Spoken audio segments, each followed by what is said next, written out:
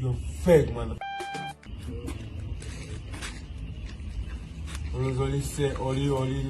Ku estate waliwo gate, waliwo aba security aba checkinga naddala abantu abatasula eno baba tebakumanyi. So I found akavuyo nga ntuuka naye I had grenade was shouting, bro, I'm an artist, I'm grenade whatever. Then I was forced to stop. Kati wenyimiridde afande adamukutte ow'amagye. Then afande ne mugamba, afande, what's wrong?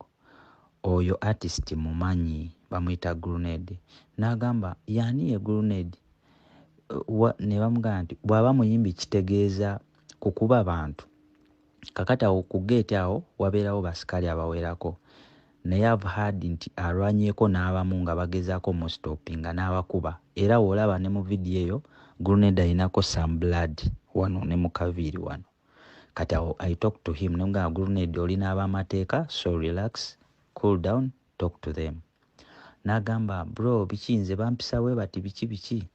Kati nemugamba no kakana. Of course he has been high, abadde drunk. He has been with a fellow guy nga wali awo nenjogera to his fellow guy. Nemugamba why don't you talk to your buddy? Guy n'agamba nange nayogedde dda naye aganye okulinga.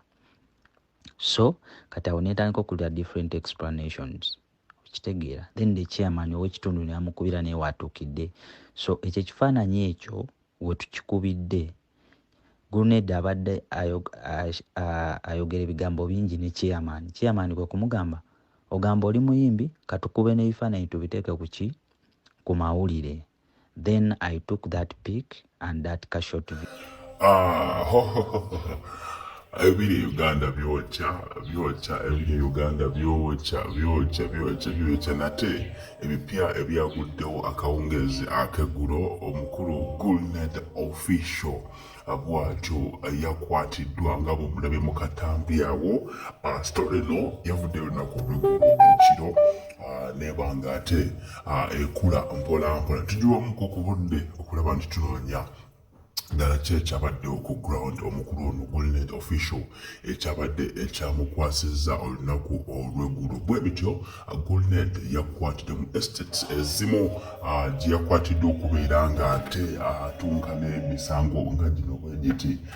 Of course bingi ebyabaddewo era bingi ebyogerwa bagamba nti obaolyawo yabadde agenze kwenda ku musajja mu estates ezo.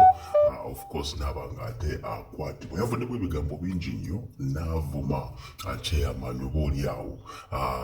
Abagamba babaddewo bagamba nti obaolyawo yabadde anyweddemu ng'era atamidde. Gulnet official gwe tumanyi nga ladies man of course bwatyo n'abanga ate akwatibwa mu kitimba n'alabisibwa mu ngeri eringa bwetyo. Bangi bagamba nti obaolyawo yabadde video shoot okubeera nti ate babika eggulire eritambula ery'omukulu omukulu Linskin ne Palaso. But gavaayo gagamba nti kituufu omukulu ne yakwatiddwa olunaku olw'eggulo mu mbeera eyo ey'okubeera nti yabadde agezako okulaba nti nno teekawo embeera y'okuba nti ayingirira omusajja mu estates ezo wammanga. Ababaddewo bamulabyeko ne bongerako ku naye okugezaako kuba nti bamukkakkanya naye nga bw'omanyi eyakolamu ayinaid ey'enjawulo okuba nga ate tayagala kuwuliriza nsonga zonna ezabadde zimugambibwa eruddaawo mpola. Of course emboozi ya Linskin egeza kuba nti ateebootikira eggwanga lyonna kosa ne Palaso obaolyawo tunagiwamu ku budde okutuuka ennaku z'omwezi ndowooza nga 9 ku show ya Palaso obaolyawo nekibanga ate kiyinza okuba nga tekivaawo naye ate for this time ey'emboozi ekyali ebit strong. Tujjukira bu Ghetto Kids babaddeko wali eri mu British Got Talent nebanga ate bascoopinga okugenda mu finals wabula emboozi egaanye okuba nga tejjawo story ya Linskin, meaning story eno ebadde ekyali a bit stronger. Then nekyagulende ekizze bibiri mu industry essaawa eno okuba nti ate nayo egwawo. Simanyi lwaki abayimbi ab'e Uganda tuli nnyo mu mbeera bwe ziti. I don't know olw'ensonga ebijeebawo mu industry biyoleka kati nti oba olyawo industry yaffe eri mu buzibu bw'amaanyi nnyo. I think tulina okudda ku drawing board okutereeza industry eno olaba nti ebintu ebiringa bwe biti ate birawo mu industry yaffe. Bwe twogera ku industry y'abannakenya, Tanzania batuliraanye, kizibu nnyo okulya emboozi bwe ziti nti omukulu Diamond Platinum akoze ebintu ebiringa bwe bityo oba oliawo tusabira industry okuba nti esobola okutereera naye I think nga bwe gambye tudde ku drawing board okulaba nti industry yaffe tugitereeza ereme kubaamu mbeera bwetyo, kubanga kino kijja kiri ne kijja, bingi bigenda bijja oba oliawo, wabula kitulekawa nga industry. Guleda alina ennyimba nnyingi z'akoze, is a big hit maker, y'omu ku bayimbi abadde batrending. Tujjukira last year Gulned ono yakwata ekifo ekisookera ddala okusinza ku analysis yange. Gulned eyali omuyimbi w'omwaka oguwedde yagweteeka, wabula bwe tunaba tukyali mu mbeera bweti, kino kitulekawa nga industry eya music, kitulekawa okubanga embeera bweti ekyagenda mu maaso. Tulina okutereezaamuko ewaganye somewhere. Omukulu gwe tumanyi obulungi ennyo amanyiddwa nga Bobi Wine, kosa ne Bebe Cool, kosa ne Bobi Wine ne Chameleone bakola ebintu bino emabegako eyo ndowooza battle bweziti bye baazitandika. I relate to the battle of that is Alien Skin n'omukulu Palaso. Ebintu biti byabangawo, wabula bwe ziba nga stand munnayuganda kino anaakifuna atya bwe banga ddala tuba tuli stand.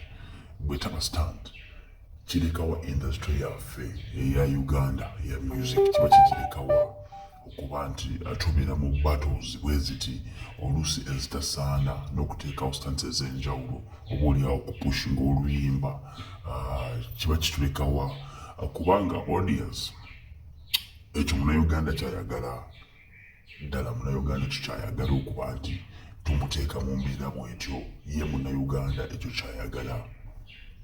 Tulina okuddako ku drawing board olaba nti n'ekyo tukitunulamu ng'abayimbi okuzimba industry. Federation ya UNMF nayo kino kigiteekawo okuba nti weeyo okulungamu ebintu nga bino. Ate nga Gulned omu ku bayimbi abatula ku kakiiko ako, kosa ne Palace ebadde mu Musaga yabaddewo emabegako awo gye buvuddeko, y'omu ku batulira ku kakiiko ate akawaggulu oba omufuna. Kino kirekawa industry eya Uganda eya music. Kankikulekere munnayuganda okomentinge mu comment section ombuulire ddala kiki olowooza industry yaffe weetuuse ne bino ebigitwalaganya emisinde oba oliawo. You're fake, man.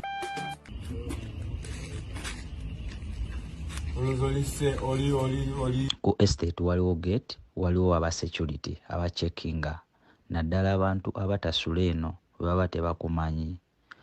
So I found akavuyo nga ntuuka naye I had Gulned was shouting, bro, I'm an artist, I'm Gulned, whatever. Then I was forced to stop. Kati wenyimiridde afande adamukutte ow'amagye. Then afande ne mugamba, afande, what's wrong? Oyo artist mumanyi bamuyita Gulned. N'agamba yani ye Gulned? Ne bamugamba nti bw'aba muyimbi kitegeeza kukuba abantu. Kakati awo ku gate awo wabeerawo basikali abawerako. Naye I've heard nti alwanyeeko n'abamu nga bagezaako mu stoppinga n'abakuba. Era olaba ne mu video eyo Gulned alinako some blood wano ne mu kaviiri wano.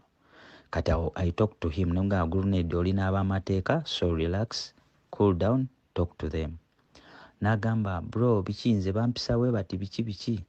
Kati nemugamba no kakkana. Of course he has been high, abadde drunk. He has been with a fellow guy nga wali awo nenjogera to his fellow guy ne mugamba why don't you talk to your buddy? Kati nagamba nange nayogedde dda naye aganya okulinga.